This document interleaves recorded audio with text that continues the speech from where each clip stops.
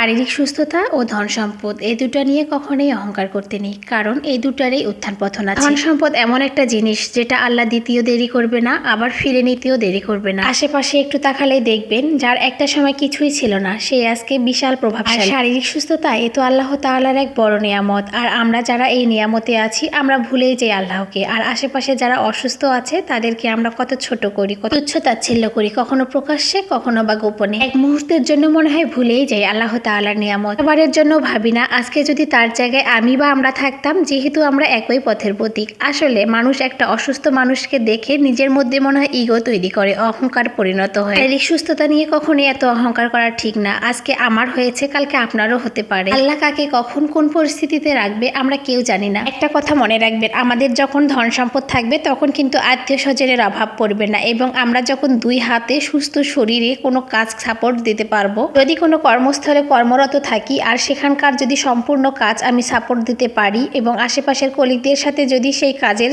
সমান ভাগে ভাগিদার হতে পারি, তাহলে কিন্তু বন্ধু বান্ধব বসের ভালোবাসার কোনো অভাব পড়বে না। তো যাই হোক, অনেক কথাই বলে ফেললাম। সকালে রান্নাঘরে এসে নাস্তা রেডি করে নাস্তা খাওয়া দেওয়ার পর সিঙ্কে অনেক থালাবাটি জমে গিয়েছিল, সেগুলো ধুয়ে সিং এরিয়াটা সম্পূর্ণ পরিষ্কার করে গরম পানি উঠিয়ে দিলাম। ভাত বসিয়ে দিব, যার কারণে একটু গরম পানি ফুটিয়ে নিচ্ছি। ভাত রান্নার ক্ষেত্রে সবসময় গরম পানিটাই দেওয়ার চেষ্টা করি, এতে করে ভাতটা ঝরঝরেও হয় এবং ভাতটা খুব তাড়াতাড়ি হয়ে যায়। সবার আগে ভাতটা উঠিয়ে দিলাম। আজকে দুপুরে রুই মাছ রান্না করে নিব, সাথে সিম ভাজি করে নিব। তো এই তো মাছটা আমি ভিজিয়ে নিচ্ছি, আর এই তো গতকালকে কিছু সবজি নিয়ে এসেছিল সেগুলো একটু গুছিয়ে নিচ্ছি।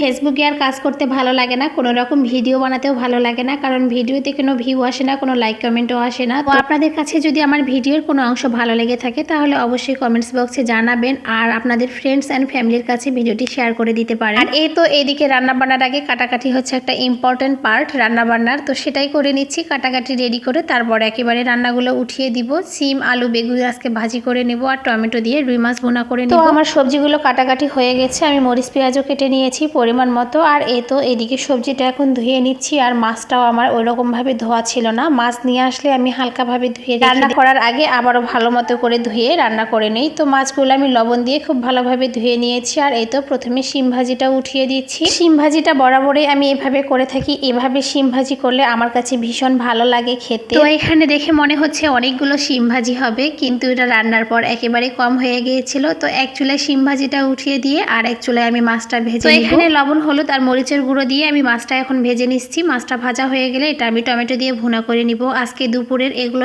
শীতের দিন সকালে নাস্তা করার পর রান্নাঘরে এসে সবকিছু রেডি করতে করতে রান্না বান্না করতে কিন্তু অনেকটাই লেট হয়ে যায়। এর মধ্যে ঘর দুয়ার গোছানো, বাচ্চাকে সামলানো, আবার নিজের জন্য একটু সময় দিতে হয়। আর পেজ তো আছেই, পেজে একটু সময় না দিলে তো পেজের অবস্থা খুবই খারাপ হয়ে যায়। জানি কেন যেন পেজে কোনো রকমই ভিউ হচ্ছে না, রিচ এঙ্গেজমেন্ট সব ডাউন। পেজে যথেষ্ট সময় দেওয়ার পরেও পেজের কোনো উন্নতি হচ্ছে না। সবকিছু মিলিয়ে পেজের অবস্থাও খুবই খারাপ। তো আপনাদের সাথে কথা বলতে বলতে মাছটাও ভুনা হয়ে গেছে আর শিম ভাজিটাও হয়ে গেছে। কতগুলো শিম ছিল আর কতটুকু হয়ে গেছে। শিম ভাজিটা কে কে এভাবে রান্না করেন অবশ্যই কমেন্টস বক্সে জানাবেন। আর এই তো আমার দুপুরে রান্না বান্না কমপ্লিট। আজকে এই পর্যন্তই, সবাই ভালো থাকবেন। আসসালামু আলাইকুম।